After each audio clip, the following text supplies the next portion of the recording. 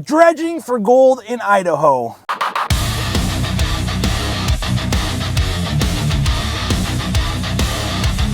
Dredging for gold in Idaho. What's up, guys? My name's Matt, here with the Traveling Prospector, and in today's video, that's right, I'm going to be talking about dredging for gold in Idaho and the experiences that I have had dredging for gold in Idaho. So I have been on the river, I think, a total of 4 times dredging in Idaho, spending the summer anywhere from 2 to 3 months. I think the season starts in July and it goes till the end of September, I believe, but it's been a few plus years since I've been there dredging, so I can't quite remember, but I think that's right. Well, guys, how much gold are you going to get dredging for gold in Idaho? Well, there's a lot of different places to dredge for gold in Idaho, so that's going to determine how much gold you get. See, guys, location is everything. The more that you know about an area, the better off that you are. That's why they call it prospecting, because you have to go out there and find it. If it was as easy as showing up with a dredge and putting it in the water and getting ounces of gold, well, everybody would be out there doing it. But, well, generally it's not that easy. I'm not saying that you can't get lucky every once in a while, but you kind of create your own luck by trying and trying and trying in the game of gold. That's the way that I look at it. You just got to keep trying, but you got to have education in there as well. But sometimes you just got to go out there, and that's how you get an education. You go out there and you find out. Here, I'll say this. I can tell you a lot of spots on the river that don't have a lot of gold, and if I were to go next time, I could play the game of process of elimination. However, you do want to learn how to read the river and signs of gold, and looking to see what areas have gold.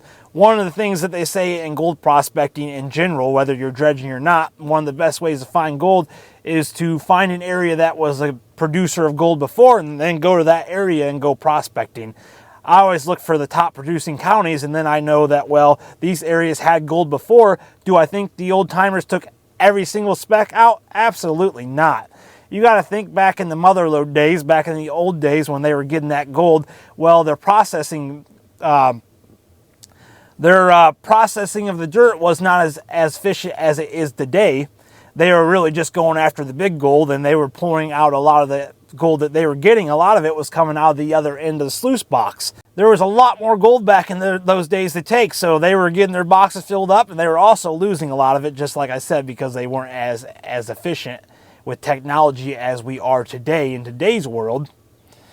So, do I think they took all the gold out? Absolutely not. I still think there's quite a bit of gold left out there to get. However, it's not as easy to find as it used to be. So this picture was taken in Idaho, but the dredge was actually put together at a couple different camp spots in Northern California. I was out there working with a sluice box and a pan, and well, it got to be close to dredging season, and since California has a dredge ban and you can't dredge out there legally, I thought the next best thing to do was to see if I couldn't find some mining parts. So I took all the money I had and all the sources to the cash that I had. Stupid of me to do it, but I put some charges on a credit card, which I'll never play that game ever again. I'll never go in debt to go gold mining ever again. I'll never go in debt for anything if I can help it, friends.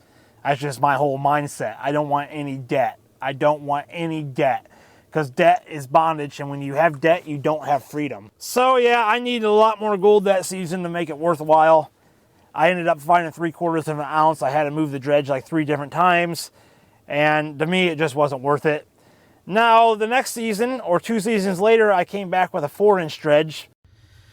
Well, guys, I found this thing out in California, I believe for $1,500 or $2,000. I can't quite remember at this time. Anyhow, the problem that I had with this thing was, first off, this is the Keen 4-inch mini dredge, and I just could not get this thing to catch gold. I tried every possible angle on the box, and every time I would test my tellings, there would be really good gold in it, and pretty bad filling, actually, guys. And anyhow, I pulled about an ounce of gold, maybe a little bit more from this spot, and then I sold the dredge for the price that I paid for it, which I think now was $2,000. Yeah, guys, it was $2,000 because I remember meeting the guy at the gas station and getting $2,100 bills and thinking to myself, I hope these are real because I'm probably never going to see this guy again after this. Anyhow, friends, I kind of do regret selling it in a way. like I said, the sluice box was giving me fits, and the biggest thing was not that the box couldn't have been fixed. I think personally the problem with those boxes is they aren't very long. I don't know if that's the entire problem, friends. As you can see, this box is getting an extension put on for fine gold in this case. However, I don't think I would go that long. But yeah, guys, I just think the riffle system needs to be changed up a little bit. It probably wouldn't hurt if the box was a little bit longer as well, but for whatever reason, guys, I was not able to get that thing to catch gold very well on the Idaho streams. That's not to say that you couldn't go somewhere else. Different streams, different material. However, I just really think it needs different riffles in it, and something has to be done because how they send it to you stock, I just don't feel like it's a very good gold catcher. Anyways, if I had to go back in time, I would have changed up the screens, the riffles, changed up the water speed, slowed things down, tried to get the water to slow down when it came into the box. I kind of knew that then as well, but I really didn't have any extra funds to be buying any extra screens or anything like that, any classifiers or any different type of riffles or expanded metal riffles or something. I would have did something, friends, but what I really needed, I just needed it to work.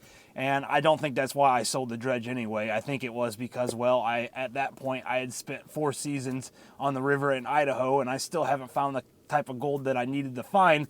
And I asked myself, am I really going to go back next year and do the same exact thing? You know, you spend 4 seasons on a river and you don't even get 2 ounces of gold. And as I said earlier in the video, in a week and a half, I had 3 ounces dredging in California. That's not to say that Idaho doesn't have a lot of good gold, because they really do, friends. They really, really do. It's a good gold state for sure, and I don't want to discredit it. But however, I have just happened to do better out west. I guess Idaho is out west, but farther west into California. I would be dredging out in California if there wasn't a dredging ban. But anyhow, friends, not that I won't ever be back in Idaho dredging again. I just, sold the dredge, used the money over the winter, and life goes on. So what is my total recap? Well, as far as Idaho goes, I pretty much just shared with you my thoughts. As far as my gold prospecting journey at this current time, I don't own any dredging equipment. I do have my wetsuit and my weight belt is in the van. I have my gear to go dredging, but I currently don't have any dredging equipment. And it's still a ways away from dredging season anyway in Idaho. This year, well, right now, my main focus is on going to California and working with a sluice box and a pan. That's the stuff that I have. And, instead of putting more money into buying dredging equipment, even though I did have a gentleman reach out to me, and guys, I do have an opportunity to go dredging in Idaho this year. I just have to show up. But, well, whether or not I end up going to Idaho once I get to California, that's to be determined at this point. More than likely, as of right now, my plan is to work with a sluice box and a pan in California and just go with that route. So we'll see. We'll see, friends. And, that's my recap on this video. I think Idaho has a lot of gold for sure. But personally, me right now, I'm going to choose other places to go prospecting. All right, guys, thanks for watching the video. And if you liked it and you haven't done it yet, give it a thumbs up, smash the subscribe button, and we'll see you in the next one.